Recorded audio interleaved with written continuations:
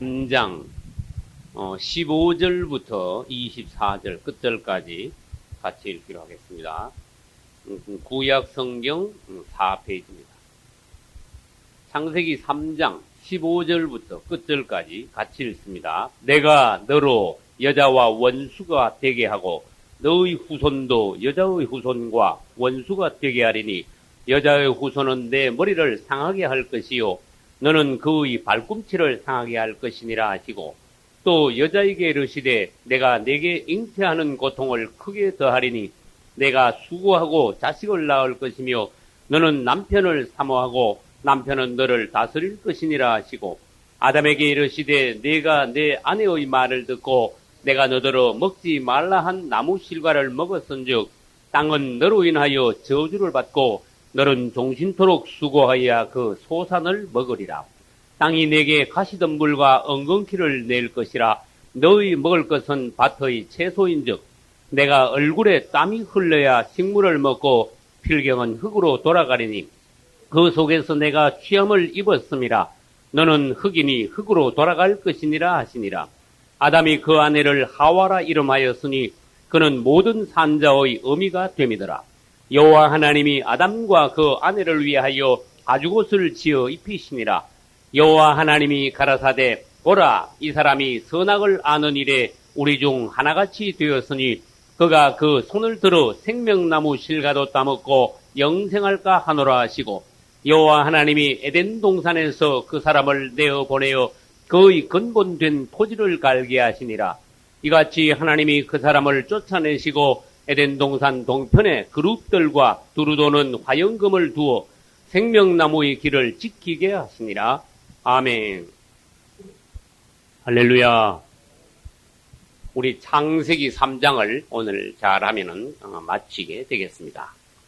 그러면 창세기 3장의 전체 내용은 무엇이냐 하면은 사람이 첫 번째 타락한 내용과 하나님께서 그 죄인들을 다루신 내용을 기록하고 있습니다. 사람이 하나님의 말씀을 순종하지 않고 사탄이 체현한 뱀의 말을 듣고 유혹을 받아서 하나님의 말씀은 잊어버리고 또 주의 말씀은 불순종하고 선악과를 따먹음으로 사람 속에는 사단의 생명이 들어오게 되었습니다. 그러면 그 후에 어떻게 되었습니까? 사람이 범죄한 후에 사단의 생명이 사람 속에 들어오자마자 사람이 눈이 밝아지기는 밝아졌는데 나쁜 눈이 밝아졌어요. 무슨 눈? 선악을 구별하는 눈이 밝아졌어요. 이거 여러분 나도 이거 묵상해 보니까 참 어렵더라고. 선악을 구분하는 눈이 밝아졌다는 거 이거 아주 어려운 문제더라고. 사람이 선악을 구분할 줄 모를 때는 죄도 뭔지도 몰라요.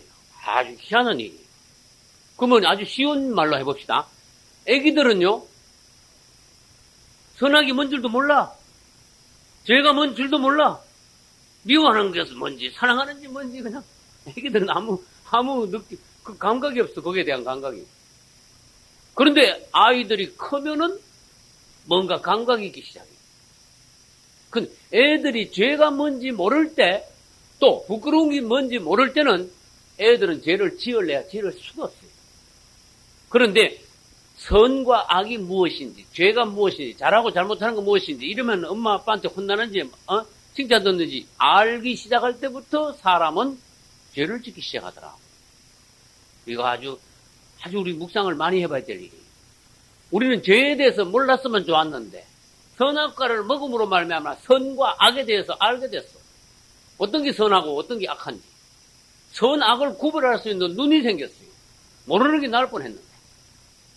그런데 뱀이 와가지고 사람의 눈을 밝혔는데 좋은 눈을 밝히지 않고 선악을 구분하는 눈을 밝힘으로써 사람은 그때부터 선악을 알게 되었습니다.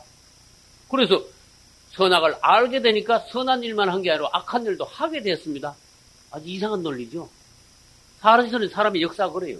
선악을 알기 전엔 죄를 안 지은 건 그건 사실이에요. 선악을 알고 난 뒤부터 사람은 죄를 지었어요. 그것도 사실이에요. 그래서 아까 내가 아이들을 예화로 들었다는 것이죠. 그러면 결과를 말합니다. 사람이 죄 짓고 난 뒤에 창세기 3장에서 아담과 하와가 재직을 하는데 아이고 난 큰일 났다고 앉아서 울었습니까? 아니면 하나님 앞에 찾아가서 잘못했다고 용서를 빌었습니까? 아니면 뭐 땅을 파가지고 그 속에 들어갔으면 뭐 어떻게 했을까?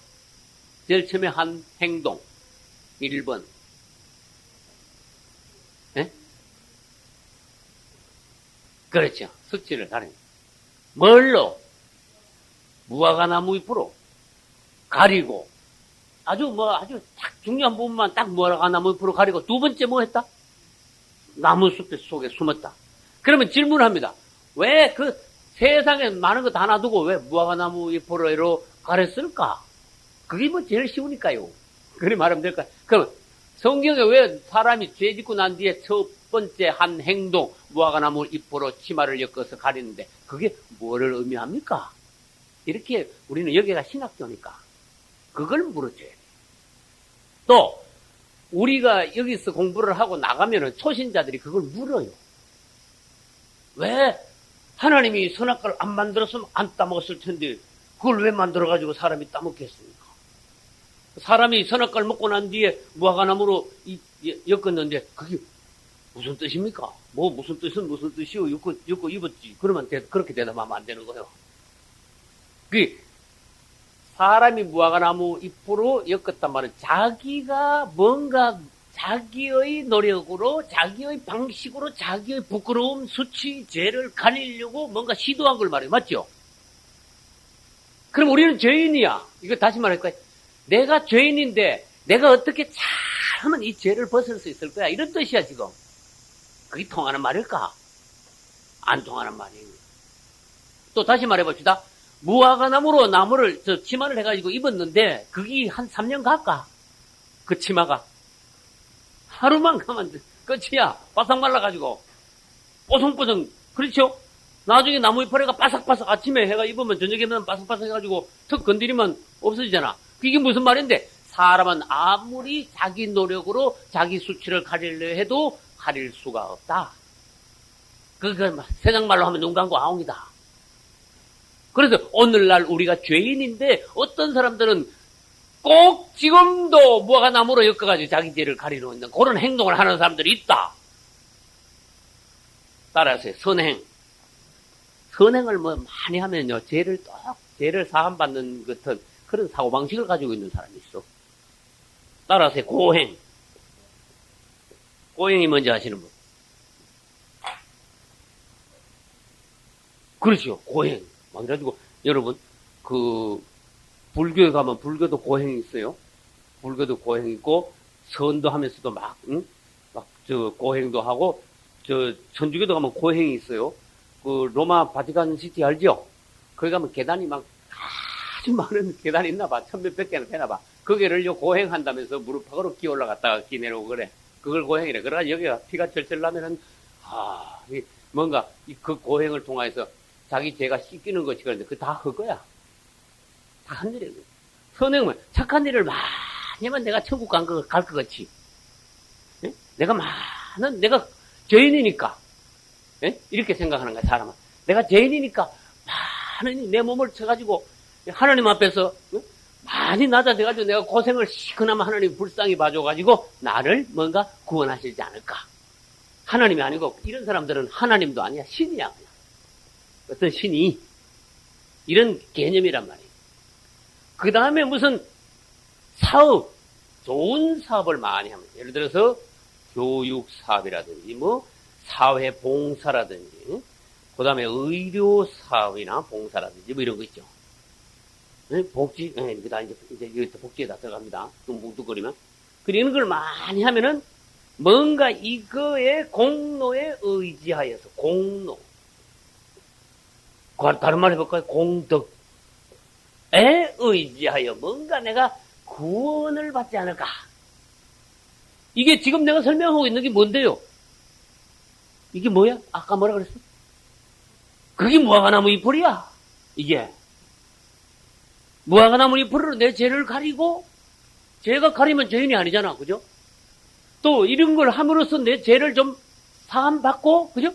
그래가지고 구원받으려고 노력하는 게 뭐냐? 그것이 잘못된 종교야, 종교. 잘못된 종교는. 이 벌써 아담과 하와가 인간이 만든 종교, 잘못된 종교의 어떤 시초를 보였어. 그런 내용을 여러분 아셔야 돼요. 여러분 봐요. 오늘날에도 교회에서 이 율법적인 걸 너무 많이 강조한다는 거. 조심해야 돼요.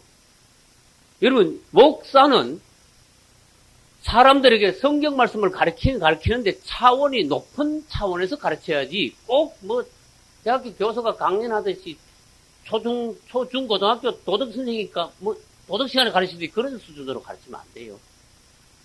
공자, 맹자가 가르치는 그 수준이면 안 된다 그 말이에요. 그거 가지고는 교회가 감당하는 그런 교회가 가르쳐야 하는 인간 교육의 수준에 못 미쳐. 기독교가 만약에 기독교가 없어도 다른 사람들도 충분히 가르쳐낼 수 있는 거를 교회 안에서 가르치지 마라 이거예요. 그 수준으로는 가르치지 마라 그 말이에요. 무슨 말인지 이해를 하셔야 됩니다. 높아야 돼. 기독교는 굉장히 높습니다. 도덕적인 수준도 높습니다. 진리도 아주 높습니다. 그 높은 방식으로 가르치는데 잘못하면 목사들이 설교하는 거 보면요. 또 일반 안 믿는 사람들이 하는 말이나 똑같이 뭐 서로 사랑해라, 오래 참아라, 형제간에 오해 있어라, 뭐 많이 도와줘라, 뭐 절제해라, 뭐 부지런해라, 뭐 아이고 그 소리가 교회에서 안 했대. 무슨 말인지 알겠어요? 그래서 성경 그냥 읽으라 그래. 한번 읽고 치우라 그래. 그럼. 다 있으니까 성경 안에. 강단에서 하기가 아까운 시간에 그런 소리 맨날 율법적인 거 생활 소리. 내가 자주 쓰는 말이 이건 율법 설교입니다. 저건 생활 설교입니다. 그거 암만 해봐야 이게 1000번 이걸 설교해봐야 사람이 개선되는 게 아닙니다. 말하자면 이건 아무리 해봐야 이건 잔소리밖에 안 됩니다. 또 다른 말로 해볼까요? 이거는 교회 바깥에서도 얼마든지 하는 소리입니다. 그거 자꾸 해봐야 아까 뭐밖에 안 되는가 하면 무화과나무 이파리밖에 안 됩니다. 무화과나무 이파리로 자꾸 사람을 희마를 자꾸 해피는 꼴밖에 안 됩니다. 자, 그러면 고행, 선행, 무슨 사업 이런 걸 공로, 공덕을 쌓아가지고 구원받는 듯한 그런 어떤 이미지, 사람을 자꾸 율법적으로 가르치려고 그러고 생활을 자꾸 도덕적으로 자꾸 개선시키려고 그러고 예절 바른 사람으로 아주 거칠지 않은 부드러운 사람으로 온유한 사람으로 자꾸 만들려 하는 거는 사실 뭐냐 그게 무화과나무 이파리로 엮으려고 그러는데 그 안에 그러면 마치 구원받은 사람 거듭난 사람 같이 착각시키려 하는데 그것이 잘못된 게 왜 잘못했냐? 거기는 뭐가 없냐? 십자가가 없어. 피가 없어. 예수가 없어. 이거 다 빠져놓고 자꾸 다른 것만 얘기하는 거야. 그래서 우리 주님이 답답한 거예요. 잘못된 설교들, 수준 낮은 설교들을 자꾸 종들이 하니까 주님이 답답한 거야. 예. 너건 무화과나무 이파리야. 자꾸 무화과나무 이파리로 사람들을 옷에 입히려고 그러지 마. 그래서 우리는 오늘날 주님이 원하시는 바가 뭐냐? 우리는 죄인이라는 것을 인식하고 이 죄를 벗어나기 위하여서 십자가 예수 피. 이것이 얼마나 우리에게 꼭 필요한가? 절대적으로 우리 구원의 조건인가 하는 것을 사람들에게 인식을 바로 시켜주고 사람들로 하여금 예수 그리스도께서 십자가에서 피를 흘리심으로 내 죄를 가리우고 씻으셨다는 것. 이건 뭡니까? 이제 무화과나무가 아니야. 예수 그리스도의 십자가의 피는 무화과나무 이파리가 아니고 양 가죽옷이야. 할렐루야. 이 무화과나무 이파리하고 양 가죽옷하고는 너무너무 틀리다. 심지어 엘리야 같은 사람들은 양 가죽옷 하나 가지고 평생 입었어요. 그 정도로 입는 거야. 그리고 봐요. 무화과나무 이파리는 식물성입니다. 맞아요? 양 가죽옷은 무슨 성이에요? 동물성이야. 무화과나무 이파리는 뭐가 없어요? 피가 없다 그랬잖아, 아까. 양 가죽옷을 해피려면 뭐가 피를 흘려야 돼? 양이 피를 흘려야 돼. 양이 누군데? 우리 예수님인데. 그래서 이런 의미를 창세기 3장에서 우리가 영적으로 보지 않으면은 그냥 창세기 3장이 단순한 이야기에서 끝난다고 말이에요. 그냥 무화과나무 이파리로 어떻게 입었대? 그 옛날엔 말이야. 아이, 고개만, 고개 좀 살짝 가리니까 그거 하루도 안 되니까 다 떨어지잖아. 웃겼어. 아주 그 저질이야. 그런 식으로 성경을 해서. 그 깊은 영적인 의미를 보고 오늘날에 우리가 나 또 어리석어 오늘날의 기독교가 하락하여서 오늘날에도 무화과나무 이파리로 자꾸 옷 입히는 그러한 생활 방식, 기독교 신앙 모양은 없는가? 이런 걸 우리가 자꾸 살펴봐야 돼. 사람의 방식, 사람의 어떤 노력, 사람의 어떤 행위, 이런 거 가지고는 절대로 우리 죄를 없이 하거나 덮을 수가 없습니다. 그분의 십자가의 피밖에 다른 방법이 없습니다. 할렐루야. 그래서 다시 말합니다. 세상에 있는 많은 종교들이 구원이 없어, 생명이 없어. 그런 종교들이 많아. 그래서 아까 이게 종교라는 말 썼어, 종교. 전에 제가 이런 말씀 드린 적이 있는데, 이 종교라는 단어가 좋은 단어가 아니라는 걸 아셔야 돼요. 나는 은혜 받기 전에 이 종교라는 단어가 좋은 단어인 줄 알았어. 나중에 깊이 들어가 보니까 종교라는 단어가 그리스도 없이 하나님을 섬기는 거다. 하나님을 섬기긴 섬겨.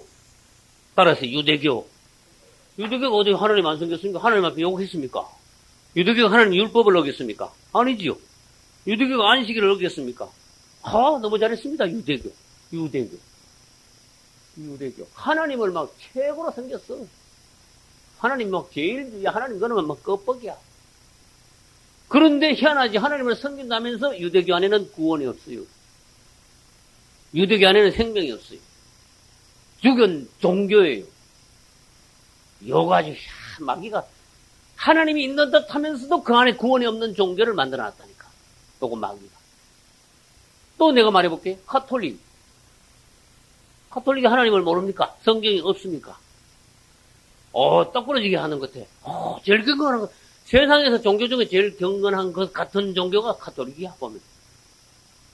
근데 경건의 모양만 있어요. 그 안에 구원이 없어요. 생명 없어요. 하나님이 싫어하시고. 그 다음에 이슬람교. 요거 다요. 이슬람교도 하나님 얼마나 성경 갖다 놓고 읽고. 그러나 그 안에 구원이 없어요. 그래서 이런 걸 가지고 다시 말합니다. 하나님을 섬기기는 섬기되 그 안에 뭐가 없냐? 그리스도가 없다. 그리스도 없이 하나님을 섬기는 종교, 그것이 종교예요. 섬기는 자체 그것이 종교예요. 종교인데 더 말을 더 보태면 죽은 종교다 이렇게 말했어요. 오늘날 우리 기독교는 죽은 종교가 돼서는 안 됩니다. 아까 제가 그랬죠. 잘보고 율법만 강조하고 생활만 자꾸 개선시키려고 그러고 자꾸 착하게 살아라든지 부지런해라든지 깨르지 말라든지 용사라든지 서로 우애가 있어라든지 그 도덕책 나오는 소리만 자꾸 하고 그게 뭡니까? 그 종교인을 만드는 거야. 그게. 그래 그 안에는 암만 이거 그래봐야 구원이 없어요. 생명. 사람 안에다가 생명을 집어넣어줘 버려야 돼. 그러면 그 사람 보고 사랑하지 않으라 그래도 그 사람은 사랑하게 돼 있어. 사람을 완전히 물과 성령을 거듭나게 만들어줘야 돼. 그러면 그 사람이 그냥 바뀌어버려. 그분이 오셔가지고 이 사람 자체를 뒤집어 놔버려. 천지 계획을 해버려. 할렐루야.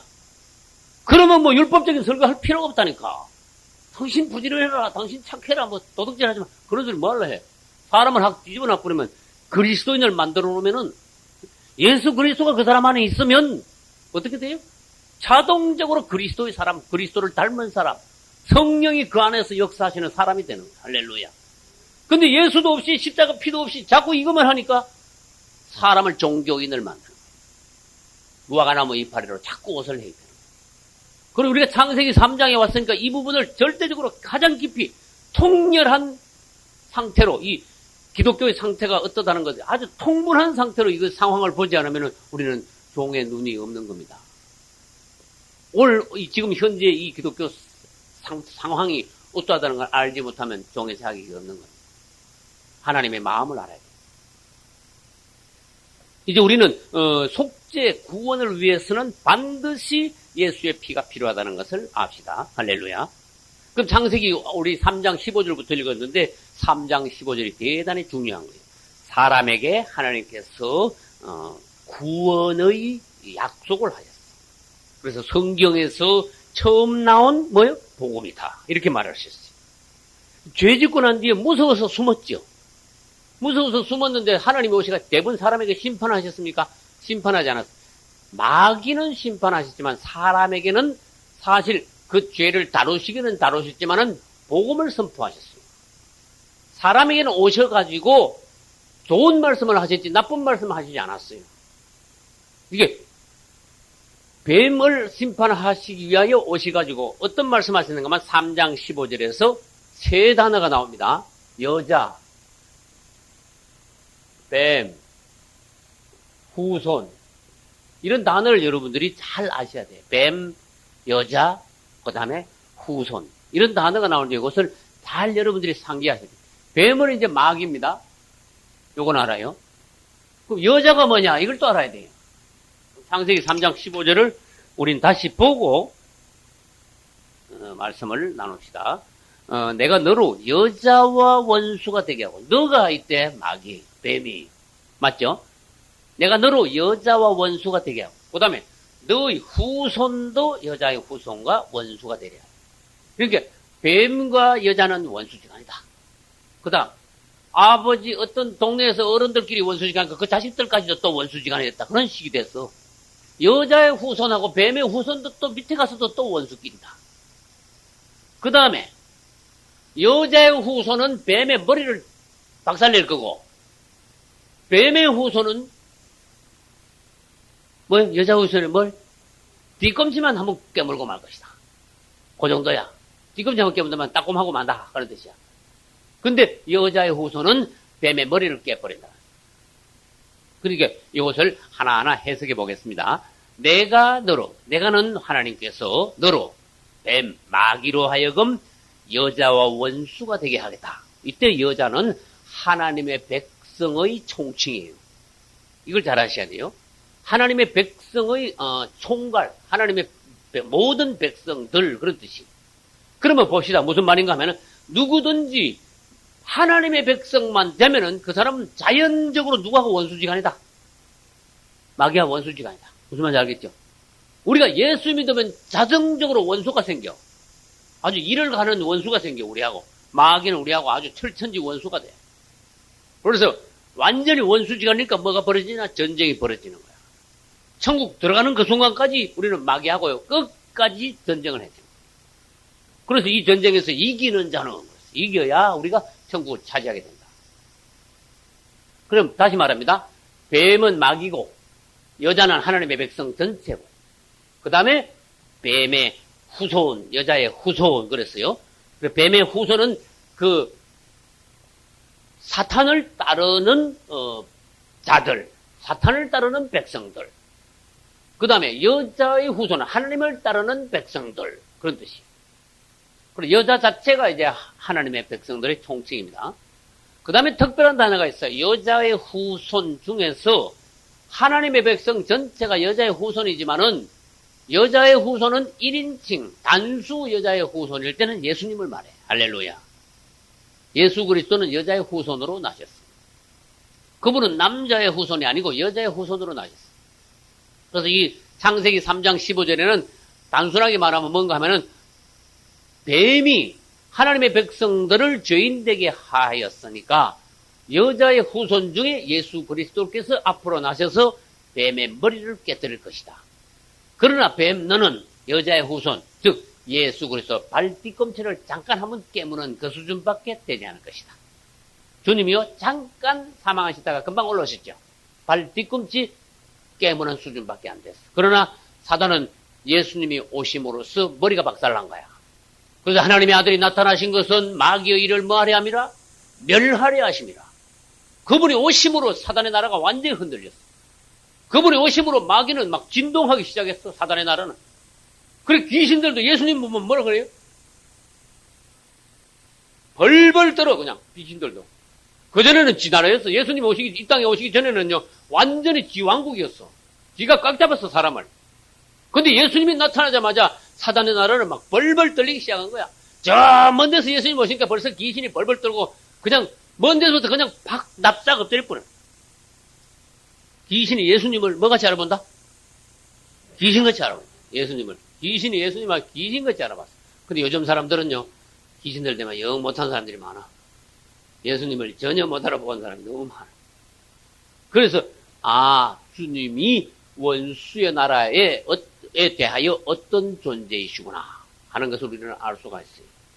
그래서 우리 예수님은 오셔서 사단의 머리를 깨뜨리고 또 그분은 오심으로써 사단을 결박하여 결국은 마귀와 그 수종자들을 전부 다 불못에 집어던지고 이 땅에 그분의 나라를, 그분의 왕국을 세우시는 분입니다. 할렐루야. 자, 그러면은 이제 복음의 내용을 다시 보겠습니다. 뱀과 여자가 원수가 되게 하셨습니다. 하나님께서는. 그 다음에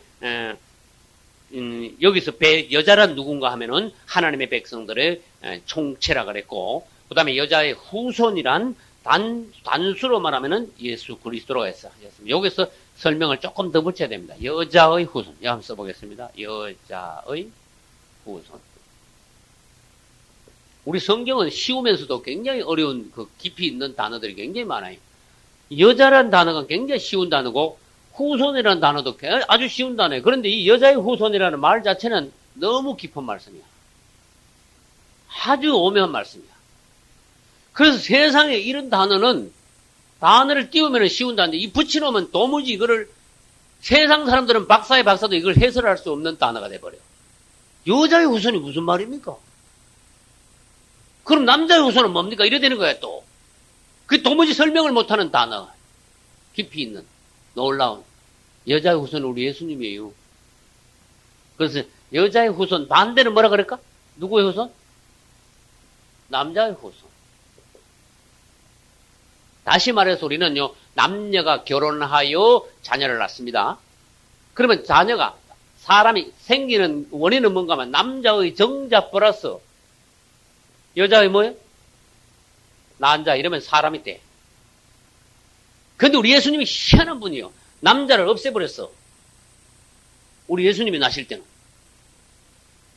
여자의 난자에 성령이 들어가셨어, 그냥. 할렐루야. 그래서 바로 예수님이 나오셨어. 이건 사람들이 도무지 믿을 수 없는 방법이야. 그러니까 남자 없이 처녀에게서 그분은 그냥 나오신 거야. 처녀의 태로 그냥 들어가셔가지고. 이런 놀라운 방식이 됐으니까, 그럼 왜 그렇게 하셨습니까? 또 이렇게 물어야 돼. 모든 남자의 정자 안에는 뭐가 들어있는가 하면은 죄의 요소가 들어있어요. 그래서 모든 남자는 죄인이야. 그래서 아무리 착한 일을 많이 해도 남자가 자식을 놓으면은 그건 죄인의 씨이기 때문에 죄인을 낳는 거야.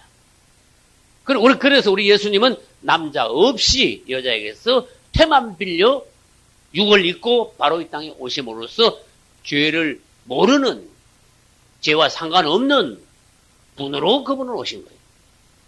그러니까 사람의 씨로 오신 분이 아니고 하나님의 성령, 하나님의 씨로 우리 예수님은 오셨다. 그래서 여자를 통해서 바로 나셨기 때문에 우리 예수님을 여자의 후손, 이런 단어를 썼어요. 할렐루야. 그래서 이사야 7장 14절 뭐랬지? 보라, 누가 잉태하여 아들을 낳으리니? 처녀가 잉태하여 아들을 낳으니 그 이름을 임마누엘 하리라. 그게 마태복음 1장 23절 가면 또 그대로 또 인용이 돼요.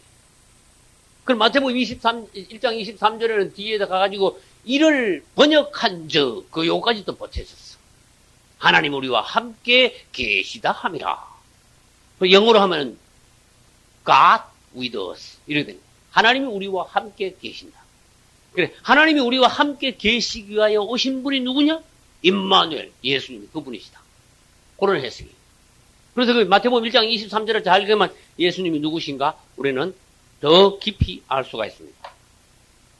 그 여자의 후손은 이제 예수님이다. 여자의 후손이 뱀의 머리를 상하게 하실 것이다. 이 뱀의 머리를 상하게 하셨어요. 그분은 사막 마귀를 철폐하셨어요. 그 다음에 뱀의 후손은 여자의 발꿈치를 상하게 하실 것이다. 상하게 할 것이다. 그것은 시편 22편 16절에 가면은 그 뱀의 후손이 여자의 후손을 조금 상하게 한 장면이 나와요. 시편 22편 제가 읽어보겠습니다. 16절이 어디 있는가 하면 개들이 나를 에워쌌으며 악한 무리가 나를 둘러 내 수족을 찔렀나이다. 이런 말씀이 나와요. 내 수족을 찔렀나이다. 시편 22편은 예수님의 십자가를 예언한 시입니다. 다윗이 고통당할 때 썼지만 그것은 예수님이 십자가에서 고통당하는 것을 예언하는 시가 되어버렸어요. 그래서 시편 22편을 읽으면 전부 다 십자가야. 전부 다. 그리고 이 22편에 있는 구절들이 예수님의 십자가에서 전부 다 성취가 되었습니다. 그 다음에 보겠습니다. 여자에게서 또 누가 나오는가 하면 또 남자가 나와. 자, 그러면 여자는 아까 뭐라 했는가 하면 하나님의 백성들의 총칭이라고 그랬어요. 총체. 여자에게서 누가 나오느냐? 남자가 나온다. 이거 무슨 수수께끼 하고 있는 거 같죠? 그렇죠. 우리 상식 끝에서는 남자에게서 여자가 나오는 거죠. 그래서 성경에서는 여자에게서 남자가 나온다. 이렇게. 그게 무슨 뜻인가? 이걸 이제 해설할게요. 여자를 우리는 뭘로 봐야 돼? 이때 여자를 뭘로 봐야 되는가 하면은 하나님의 백성들의 총칭이야, 이제. 총체. 그래, 구약과 신약의 모든 하나님의 백성들을 다 모으면 그게 여자가 돼. 하나님의 백성들이 아닌 건 뭐예요? 그건 마귀 자식들이지. 뱀의 후손, 맞죠? 뱀의 후손. 우리는 여자이면서 또 여자의 후손 중에서 예수님도 나오고 우리는 여자 후손 중에 일부분이에요. 그러면 여자는 하나님의 백성 전부 다야. 신구약이 합쳐서. 그래, 왜 여자라 그랬냐? 예수님이 남자니까. 한 분 남자는 예수님이에요. 할렐루야. 그래, 예수님은 한 신랑이야. 우리는 예수 믿는 사람, 구원받은 사람 전부 다 합쳐서 한 신부야. 무슨 말인지 알겠죠? 그래서 이제 여자에게서 남자가 나온다면 하나님의 백성 전체에서 남자가 나온다는 말은 이기는 자가 나온다. 이런 뜻이에요. 그래서 우리는 그걸 봐야 돼요. 여기 하나님의 백성 동그라미 해봅시다. 이게 하나님의 백성 전체라고 합시다. 남자는 이기는 자는 이기는 자. 여자의 전체 어떤 부분에서 남자가 나오는데 그 남자는 성경에서 이기는 자다. 그가 먼저 하나님 앞에 들림받을 수 있는 어떤 특별한 부분들이다. 그래서 우리는 뭘 알아야 되는가 하면은 여자이면서도 우리는 그 가운데서 강한 남자가 돼야 된다. 이기는 자가 돼야 된다. 이기는 성도가 돼야 된다. 하는 것을 우리가 배워야 됩니다. 할렐루야. 그러면 이 부분을 내가 설명을 다시 해드릴게요. 계시록 12장에 갑시다. 계시록 12장 4절 3절에 보면은 한 큰 붉은 용이 있어요. 이건 이제 요한이 마지막 때 그 뱀이 막 하나님의 백성들을 잡아먹으려는 그 모습을 영안에서 봤어요. 계시록 12장 3절에는 중간에 한 큰 붉은 용이 있죠. 그럼 4절에 뭐예요? 그 꼬리는 뭐예요? 붉은 용의 꼬리가 하늘 별 3분의 1을 끌어다 땅에 던졌다. 이 말은 뭔가 하면은 하늘 천사 3분의 1이 반역하여 땅으로 내려떨어지는 걸 말하고, 그 다음에 용이 뱀이에요. 해산하려는 여자 앞에서 그가 해산하면 그 아이 밑줄 쳐봐요. 이때 아이는 남자야. 지금 여자가 해산을 하면은 딸을 낳는 게 아닙니다. 남자를 낳습니다. 아들을 낳습니다.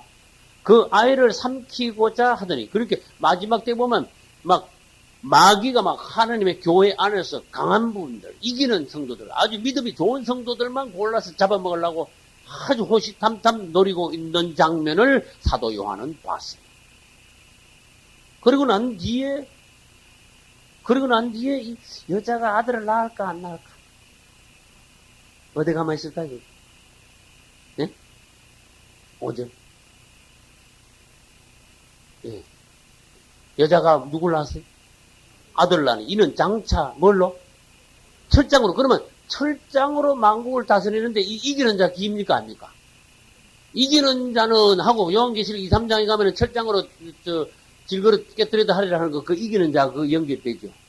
그 여자 가운데서 나온 남자가 철장으로 만국을 다스릴 남자. 여자가 지금 아이를 낳았는데 그 아이는 남자. 그럼 우리는 교회 안에서 특별히 이기는 남자가 되어야 됩니다 하는 것을 알아야 됩니다. 또 그 다음에 6절에 가서 이때 여자는 또 뜻이 또 확 바뀌어. 그 여자가 이때 또 여자는 뭐냐? 이때 여자는 또 유대인이 되는 거예요. 하나님 백성 전체가 아니고 유대인이 적그리스도와 싸우다가 이 성경에는 보면요, 아주 이렇게 어떤 때는 탁탁 이 장면이 갑자기 반전되는 수가 있어. 이때 여자는 유대인으로서 광야로 도망가서 1260일 후 3년 반 동안 적그리스도 낯을 피하여 하나님 앞에 양육당하는 그런 유대인들의 모습도 6절에서 보여주셨습니다. 그 다음에 넘어갑니다. 사람이 첫 번째 타락을 하고 난 뒤에 하나님께서는 사람에게 어떤 조치를 하셨을까? 어떤 처방을 하셨을까? 사람에게 고난을 주셨어요. 따라서 고난. 그 죄의 결과 사람에게 고난이 왔어요. 고난은 다른 말로 고통, 역경. 그래서 죄의 결과 고난이 왔는데 과정을 보여드릴게요. 죄의 결과 고난이 왔는데 이 고난은 사실 여러 가지 이 고통이야. 이제 힘든 일, 슬픈 일, 고통, 아픔, 역경, 아주 생활에서도 심적으로도 육적으로도 막 아주 여러 가지 사람은 살다가 죽는 데까지 죄인이기 때문에 할 수 없이 많은 어려움이 사람에게 와요. 이거는 빈부귀천을 막론하고 모든 사람에게 고난이 있습니다. 그런데 사람들이요 고난을 너무너무 싫어해. 이 사람들이 고난을 달게 받는 사람이 거의 없어. 이 소원이 뭐냐? 편하게 사는 게 소원이래. 고통 없이 사는 게 소원이래. 그건 완전히 너무 인간적이야. 근데 이게 왜 이 고통이 우리에게 왔느냐? 이거를 한번 사람들이 생각을 할 줄 있어야 돼. 주님, 우리가 죄인이므로 저에게 이 고난 주신 것도 감사합니다. 나는 지금 어거지로 지어내서 하는 말이 아니에요. 왜 그런가 하면 여러분, 사람이 어려울 때 희한한 일이 벌어져요. 저절하게 낮아져. 할렐루야. 그 여기서 봐요. 고난이 올 때, 사람이 고통당할 때, 그 다음에 병이 있을 때, 사고가 났을 때, 막 눌릴 때, 아플 때, 이럴 때 사람이요. 죄인을 어떻게 시키는가 하면 좀 정지시키는 거. 차로 말하면 브레이크를 밟는 거. 그 다음에 제재하는 거. 이런 효과가 이 고난 가운데 있습니다. 그리고 결국은 사람이 사망합니다. 그런데 여러분, 고난도 나중에 깊이 묵상해보면 감사합니다. 여기까지 이제 가져야 되는 거야. 만약, 예? 할렐루야. 사람은 고난을 위하여 난다. 불티가 위로 오른 것 같습니다. 일어났어요. 욥기서는. 그 우리 하나님이요. 사람이 죄를 졌어. 하나님이 이렇게 보셨어. 저 죄 덩어리인데 마귀가 저 사람 속에 뚝 들어가 버렸는데 응? 야, 너 나와 그런다고 나올 마귀가 아니야. 아무튼 죄인이 돼버렸어. 씨 자체가 죄인이 돼버렸어. 이거를 어떻게 하냐 이거야 하나님이. 그냥 탁 죽이고 이제 지옥에 한 넣고 끝냈으면 깨끗한데 하나님도. 그러나 하나님은 사랑의 하나님이야. 사람이 죄졌다고 그 다음날 팍 죽여가지고 지옥에 한 넣고만 끝장낸 게 아니야. 하나님은 그런 분이 아니시기 때문에, 단순한 분이 아니기 때문에 사람에게 어떻게 하셨느냐? 끝까지 해가지고 내가 창조한 사람을 내가 끝까지 다시 회복하여 내가 구원하여 나의 배필로 삼으리라. 할렐루야. 어떤 총각이 처녀를 봤는데 처녀가 자기를 사랑하다가 어느 날 배반했어. 그 딴 남자한테 가버렸어. 좋아하니까 따라갔어. 그걸 아주 괘씸하게 여기지 않고 하나님으로 말하면 뭐예요? 용서하는 마음으로 또 여러 가지 그 처녀를 알게 모르게 도와주면서 끝까지 돌아오게 기다리는 그런 총각의 마음. 우리 하나님께서는 사람에게 죄를 진 상태에서 어떻게 하느냐? 그냥 둘 수 없기 때문에 죄인인 사람에게 고난이 있게 만들었어요. 그러면 그 죄가 고난으로 인하여 더 커지지 못하는 거야. 절제를 당하는 거야. 할렐루야. 그래서 우리는 가끔 가다가 일이 터지는 거, 가끔 가다가 어려운 일이 생활 중에 발생하는 거, 어떤 때는 아프기도 하고 어떤 때는 영육간에 고통도 당하고, 이거를 여러분 감사하셔야 돼요. 그래서 하나님께서는 우리 몸에 죄가 더 막 자풀이 막 무성하게 올라오지 못하도록 그런 시기야. 적당하게 주님은 눌러십니다. 그래서 죄송한 말 할게요. 어떤 사람은 너무 죄가 극심하면요, 한백간에 데려가십니다.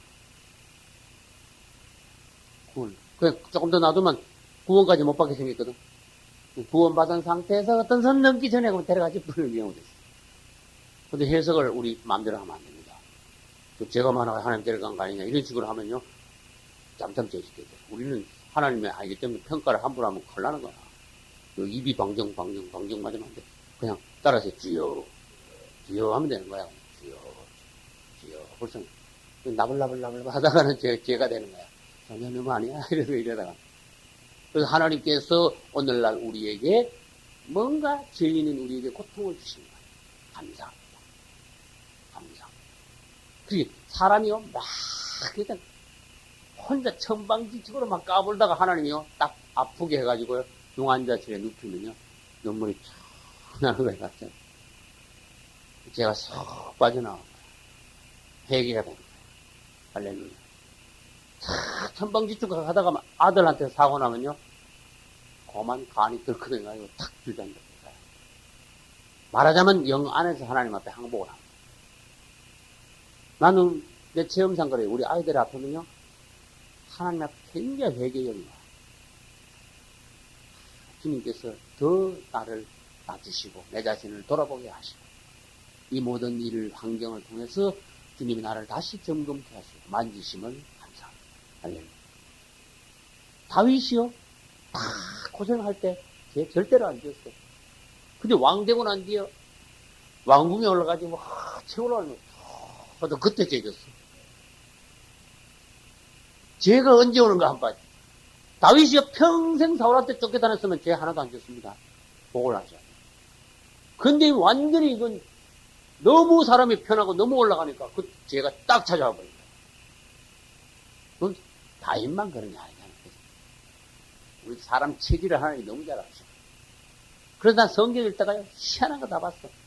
사람이 고난을 당하면은, 육체에 고난을 오면은 죄가 그침이라 해놨어요. 이야, 난 그거 읽고 깜짝 놀랐습니다. 희한하다. 고난이 오면 죄가 그치는구나. 이야, 이건 참 놀라운 일이다. 하나님은 이 죄인에게 그냥 죽이고 지옥을 보내지 않고 고난이라는 적절한 조치를 취해주신 거예요. 그래서 여러분, 우리한테 고난이 왔습니다. 너무 센 사람은요, 조금 더 세게, 조금 더 길게 하는 수가 있어. 네? 무슨 말인지 알겠죠? 그러나 빨리 팍싹 깨지면요, 고난도 어떻게 돼? 단축이 되는 수가 있어. 사실 그건 사실입니다. 그건 사실입니다. 하나님이 한 대 때려보고 팍싹 깨져서 엎드리면 뭐, 팍싹 깨져 엎드리는 사람은 왜 또 때립니까? 사람도 그래 안 하는데. 근데, 이거 뭐, 어떻게 뭐가 이래 됐어? 저 재수없네. 막 이러면서 막 버티고 막, 그러면 나중에는 한 대 더 세게 때립니다. 근데 자기를 때려가지고 끄떡 안 하면요, 자식도 때립니다. 무슨 말인지 알겠어요? 사람 때려 안 되면 재물로도 때립니다. 우리는, 아까 말했죠. 모든 일에 전부 다 저 하나님의 벌을 맞았네. 계속 그런 식으로 남을 말하면 안 되는 거야, 그 대신에. 남을 볼 때는요, 불쌍히 여기는 마음, 또 뭔 죄를 제가 또 두드려 맞았고, 이런 말 하면 안 되거든. 그거 뭐냐? 정지하는 마음이야. 아주 고약한 마음이야. 불쌍히 여기는 마음이야. 덮어주는 마음이 아니고. 남을 정지하는 마음. 그런 거는 우리에게 없어야 돼요. 왜냐? 저것도 뭔 죄 지다가 두드려 맞는 그게 나한테 옵니다. 그런 말 함부로 하면요. 그건 내가 뒤집어 쓰게 돼 있어. 그리고 우리는 항상 남이 뭔가 어려움에 왔을 때 내가 조심해야 돼. 주여. 나도 항상 하나님 앞에서 고난이, 우선 하나님 앞에서 일이 언제든지 생길 수 있습니다. 주님 앞에 겸손히, 신중히, 그렇게 낮게 살아가게 하소서. 내 심령이 교만하게 쳐들어 올라오지 않게 하소서. 이게 하나님이 우리를 낮추시는 거예요. 고난을 주신 주님을 찬양합시다. 할렐루야. 그래서 그로 인하여서 우리 하나님께서는 적절하게 사람마다, 그죠? 아주 한 사람 한 사람을요, 세밀히 살핍니다. 그래, 그 사람을 어느 정도, 어떤 방면으로 고난을, 고통을 줘야 할 건가?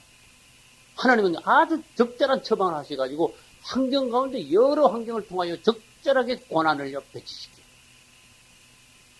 그래서 사람을요, 적절하게 제재를 시켜. 그 사람 안에서 죄가 더 이상 자풀같이 피어오르지 못하게 하시고. 할렐루야. 내가 체험상으로 보니만 하나님이 사람을 다루는데, 제일 가까운 사람을 통해서 다루시더라고. 내가 여기서 이제 하나님 앞에 훈련을 받아야 되는데, 미국에서 느닷없이 누굴 통해서 훈련시키는 것보다, 내 제일 가까이 있는 사람 통해서 훈련을 시키더라고. 그것도 또 감사해야 돼. 부부간에요. 막 처음에는 막 비비적힙니다. 서로가 막 뽀가적힙니다. 부부간에. 그래가지고 적당히 하나님이요 사람을 만들면 처음에는 막 날카로운 돌같이 막 찢고 뽑고 막 서로가 찌르고 막 서로가 상처 주다가 서로가 미워 죽겠다가 나중에요 이렇게 연륜이 생기고 이렇게 체험이 쌓이고 믿음이 올라가고 사람이 속사람 익어가면요 이제 나중에는 하나님 앞에서 엥가 이게만 이게 서로가 찌르는 사람이 아니라 서로가 쳐다볼 때 감사한 배필을 주심을 감사합니다. 주님을 찬양합니다. 할렐루야. 그러기 때문에 그런데 조금 익었다는 거야. 아직도 자기 배우자가 보니까 마음에 안 드는 거 많고 아직도 미워 죽겠고 아직도 아이고 마지못해 살고 있고 그 문제가 많은 사람이거든. 문제가 많은 거야. 내가 한번 생각해보면 알아. 문제가 많은 거야. 그러니까 하나님께서는 주로 가장 가까운 사람을 통하여서 나를 다루신다. 그것도 감사하자. 할렐루야. 그러면 우리끼리 이렇게 하면 막말로 해봅시다. 하나님 나 간섭하지 마시오. 이러면 좋을까? 내가 뭐 쭉 찢고 볶든지 말든지 내가 뭐 천국 가든지 지옥 가든지 간섭하지 마시오. 걔는요 옛날에 벌써 1000만 번 더 지옥으로 가버렸어. 그걸 아셔야 돼요. 5살밖에 안 된 애가 엄마 아빠 나 간섭하지 마. 그거 옛날에 죽었지 뭐. 한번 생각해봐. 우린 영적으로 말하면 5살도 안 되는 경우가 있잖아요. 그러니까 어쨌든 우리에게 권한을 주시는 것도 감사하고 우리를 간섭하시는 것도 감사하고 제재를 하시는 것도 감사하고 하나님이잖아. 그분은 우리를 너무 잘 아시잖아. 솔직히 말합시다. 내가 나를 아는 것보다 그분이 나를 더 잘 안다는 거 이걸 인정을 해야 돼요. 나는 내 단점을 어떤 때는 잘 몰라. 단점 아닌 것이 하고 썩 덮고 넘어가 버리는 거야. 근데 하나님은요 다 대본하셔. 정확히 처방을 하시고 진단하시고 처방을 하시고. 그래서 우리는 그분을 찬양합니다. 그러면 베드로전서 4장 1절을 봅시다. 아까 내가 말씀드린 게 거기에 있단 말이에요. 베드로전서 4장 1절 같이 한번 읽어볼까요? 우리는 380페이지입니다. 같이 읽읍시다. 그리스도께서 이미 육체의 고난을 받으셨으니 너희도 같은 마음으로 갑옷을 입어 삼으라. 이는 육체의 고난을 받은 자가 죄를 그쳤음이니. 아멘. 밑줄 쳐봐요. 육체의 고난을 받은 자가 뭐가 그쳤다? 죄가 그쳤다. 육체의 고난이 오면은 죄는 그친다. 그러면 너무 사람이 출세하고 너무 부자되고 너무 편하면 어떻게 될까? 자풀이 일어나듯이 육체 안에 죄성이 육성이 막 올라오는 거야. 자풀이 올라오듯이. 그러면 하나님이 그 사람을 사랑하신다면은 그 사람에게 적당한 제재를 또 가하십니다. 그럴 때 우리는 주님을 찬양해야 돼요. 할렐루야. 한마디로 말합니다. 타락한 사람에게는 적당한 제재가 필요하다. 그러므로 안전한 것이다. 그것이. 아이들에게는 항상 부모의 보호가 지도가 필요하다. 그것이 안전한 것이다. 아내에게는 항상 남편의 보호와 지도가 필요한 것이다. 그것이 아내에게 여자에게는 안전한 것이다. 사람의 본성 안에는 항상 사탄의 기질이 죽는 날까지 있다. 그러므로 깜빡하면 이 사탄의 기질이 올라오는 수가 있으니까 항상 사람은 용수철을 누르듯이 적당한 제재가 필요하다. 그런데 마귀는 너 그렇게 제재를 받아? 네가 뭐 누구 종이야? 이렇게 시킵니다. 마귀는. 부부간에도 그래. 네가 뭐 여자가 지금 너 봉건시대야? 막 이래 부릅니다. 여자들 보고 남녀 평등이야. 아니 남녀 평등에서 뒤집어져 여성상이야. 이거 여성상이라는 말이 있어요, 없어요? 어떻게 여성상입니까? 마귀가 만들어낸 말이에요. 내가 3년을 내가, 고등학교 졸업하고 취직하고, 또, 고등학교 들어갈 때 시험 봐가지고 또, 옛날에는 고등학교 때도 시험이 있었어요. 중학교도 들어갈 때도 시험이 있었고, 우리 때는. 그래, 내가 아무튼 이렇게 하다가, 우리 동창이 대학을 졸업하는 해에 내가 대학을 들어갔어. 내가 72학번이야, 경북대학교.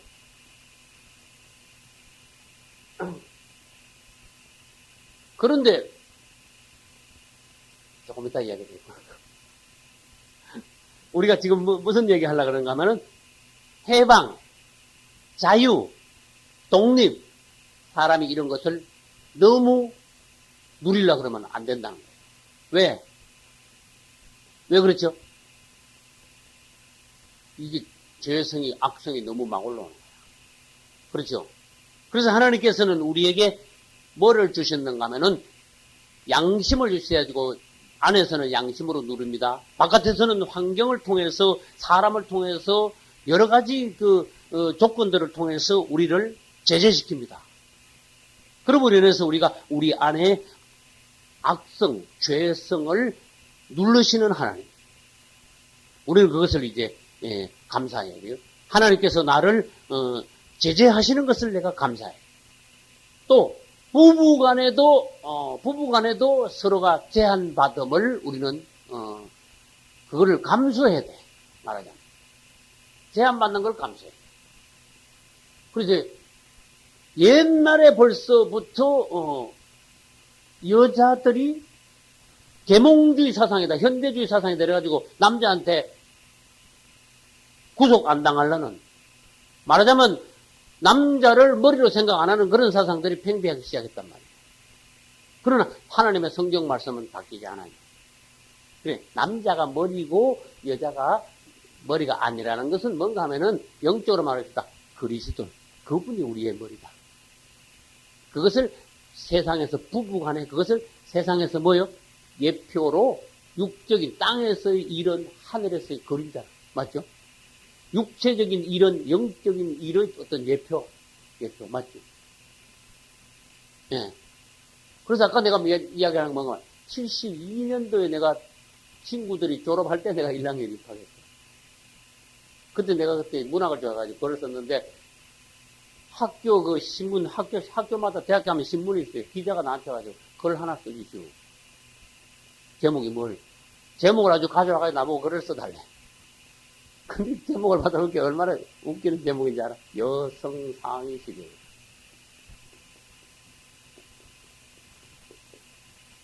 이래가지고 제목을 가져왔어. 이거 가지고 글을 써달래. 잘 됐다. 그때 내가 벌써 72학년 때 뭐냐면 어떻게 여성상이냐. 대단한 소리 하지 마라. 내가 그랬어. 아무튼 어떻게 여성이 상이냐. 암만 시대가 바뀌고 암만 사람이 암만 문명이 발달하고 암만 사상이 어떻게 돼도 여성이 상이 될 수는 없는 거다. 왜? 이거는 원래부터 나는 그때 초등학교 2학년 때 하나님 믿었어요. 원래부터 하나님 만드는 인간 질서다. 질서를 깨는 것은 좋지 않은 것이다. 그러면 여성상이 되면 당신은 시집가면 여성상이 되면 당신 남편이 당신 밑에서 끄뻑끄뻑하고 당신 종고치 하면 좋겠냐? 아니면 당신이 스스로 남편 밑에 종의 모습으로 당신의 남편에게 순종하겠냐? 어떻게 하겠냐? 아무튼 여성상에 대해서 고약한 소리 하지 마라. 그런 식으로 내가 글을 써가지고 신문에 냈어. 고약한 소리 하지 마라. 여러분, 내가 사랑하는 사람이 있으면은 기꺼이 종도 됩니다. 그걸 아셔야 돼요. 근데 사랑하지도 않으니까 당신은 뭐 남자고 나는 여자인데 당신 거 하고 난 내 거 하고 남남이야. 그러면 여러분 결혼 자체를 하지 말아야 돼요. 무슨 말인지 알겠지? 그래서 결혼이라는 건 뭐냐? 아까 제재 이야기가 나왔어요. 죄인의 제재 이야기. 결혼이라는 것은 서로가 서로에게 제재를 받는 거야. 서로가 서로를 묶는 거야. 나는 당신의 노예가 되겠습니다. 또 나는 당신을 위하여서 헌신하겠습니다. 남자는 여자를 보호할 의무가 있습니다. 나는 당신 생활을 책임져야겠다. 나는 당신의 어떤 보호자가 되겠다. 당신의 사랑하는 자가 되겠다. 그리고 당신은 나를 의탁하라. 여자는 뭡니까? 나는 당신으로부터 보호를 받고 당신으로부터 사랑받는 아내가 되겠습니다. 그러나 나는 당신을 내 머리로 삼고 공경하고 존경하십니다. 할렐루야. 이게 결혼의 이게 참 의미야. 그리고 결혼을 하고도 너는 너고 나는 내도 그러려면 결혼 자체가 성립하지 않는 겁니다. 그런 사람들은 정말 결혼 안 하는 게 좋아. 왜? 결혼하고도 사람 골치 아프게 만듭니다. 골치 아프게. 나는 딸이 넷이나 있습니다. 예. 그 시집가면 똑바로 잘해야 돼. 여자가 시집가면 어떤가 하면, 여자가 머리가 아니야. 넌 시집가면은 항상 남편을 공경하고 남편을 존중해야 돼. 성도가 그리스도를 공경하듯이. 할렐루야. 이런 교육을 우리 기독교 내에서는 잘 가르쳐가지고 기독교인들이 뭔가 하나님의 질서, 법을 파괴시키는 그런 일이 없도록 우리는 만들어줘야 돼. 할렐루야. 그래서 부부간에도 제한받는 것을 기뻐해요. 그래서 스스로 나는 당신을 위하여 노예가 되겠습니다. 나는 당신을 통하여서 내가 기쁘게 제재를 받겠습니다. 이렇게 해줘야 돼요. 그래서 육체가 살아있으면 어떡합니까? 남한테 간섭받기 싫어하죠. 그리고 아직도 육성이 강한 사람이잖아요. 심지어 하나님 앞에도 간섭 안 받으려고 그래. 남편한테 간섭 안 받으려고 그래. 주여종한테 간섭 안 받으려고 그래. 이게 뭔데? 이 육이 아직 펄펄 살아있어요. 이게 아주 문제가, 하나님 앞에 문제가 많습니다. 사람이 완전히 하나님 앞에 항복, 순종, 복종하기 전에는 주님이 오시면요, 수가 되기 힘든다는 걸 아시죠? 무슨 말인지 알겠죠? 연습을 언제 해? 부부간에 먼저 연습을 해. 부부간에 완전히 복종이 안 되는 여자들은 주님 오시면 곤란해요. 나는 어떤 여자들을 봤는가 하면 남편이요, 아주, 내가 봐도 남편이 아주 그냥 부족한 점이 많은데도 아무 느낌 없이 남편이니까 순종하면서 사랑하면서 공경하면서 사는 여자들을 난 봤어. 훌륭한 거야. 할렐루야. 에이그 저기 신랑이라고 에이그 저놈 인간 막 이래 나가면 어떻게 될까? 그 주님 오시면 큰일 나는 거야 이제. 에? 큰일 나는 거야 주님 오시면. 나는 어떤 여자들이 자기 남편 보고 저 인간이라는 소리 하는 소리 아주 욕입니다. 그거 나쁜 소리입니다. 그게 자기 남편 보고 인간이라는 소리가 어떻게 나오냐 싶어. 심지어 자기 남편이요 몇 달 아파도 이렇게 내가 못 듣는 줄 알았나 봐. 아이고 저놈 인간 빨리 죽습니다. 내가 깜짝 놀래. 아이고 주여 나 아플 때요 죽기 전에 나 지발 나 오래 안 아프고 아픈 적시 바로 좀 데려가 주세요. 나도 갔다 가면 저런 소리 듣겠습니다. 사람이 죽을 때 깨끗하게 좀 죽게 해주세요. 그 기도가 다 되더라니까. 여러분, 하나님한테 죽는 것도 기도해야 되겠더라고. 할렐루야. 이제 우리는 부부 간에 서로 제재받는 거. 나는 우리 사모님한테 그랬어요. 여보, 당신이 싫다면 한다. 이러면 알겠죠.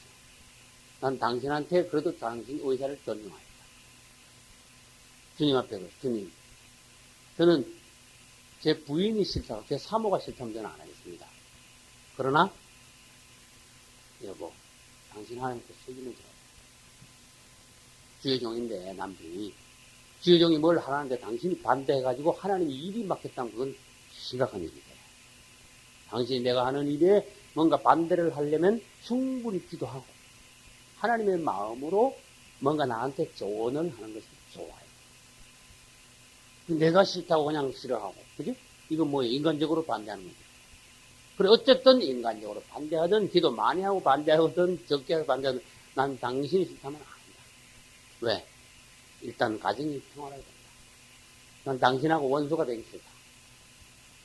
어쨌든 하나님은 하실 것이다. 좀 시간이 조금 지연돼서 그렇지 하실 것이다. 그래서 나는 우리 사모님 싫다면 안 했어. 그러나 성경에 보면요, 여자 말 듣다가 또 베린 경우도 많더라고. 여자 말 듣다. 네, 그것도 또 생각도 해봐요. 그죠? 여자.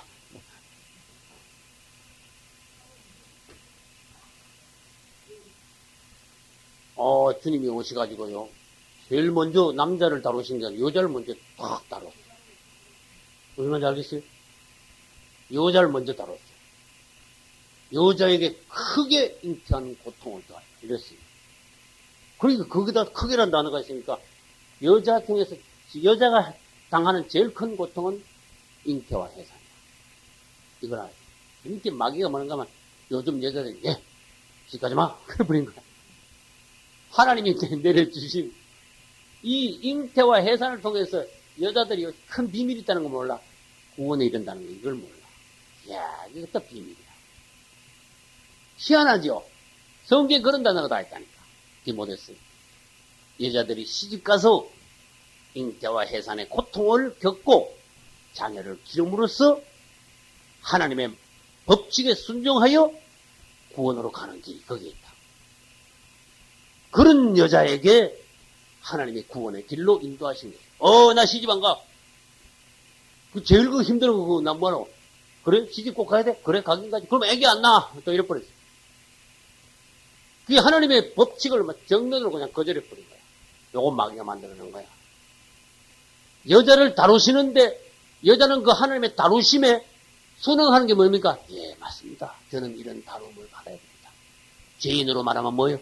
예, 맞습니다. 저는 이 죄값을 탈게 받겠습니다. 이 정도로 나와야 되는 거죠? 넘어져졌다고 그러는 거. 이게 하나님 앞에 대드는 거거든? 시집 안 가다. 얘기 안 넣는다. 그건 하나님 앞에 달라드는 거야. 그러면 그런 여자들이, 그런 사고방식을 가진 여자들이 하나님 앞에 구원에 이르기가 쉽겠냐? 한번 생각해봐요. 그게 그냥 시집 안 간다는 이 풍조가 세상 흐름의 풍조 같지만은 그게 마귀가 그런 풍조를 만들어놨어. 하나님의 법칙에 아주 정면으로 위배되는 그런 풍조를 마귀가 만들어 놓은 거예요. 이걸 여러분들이 먼저 아셔야 돼요.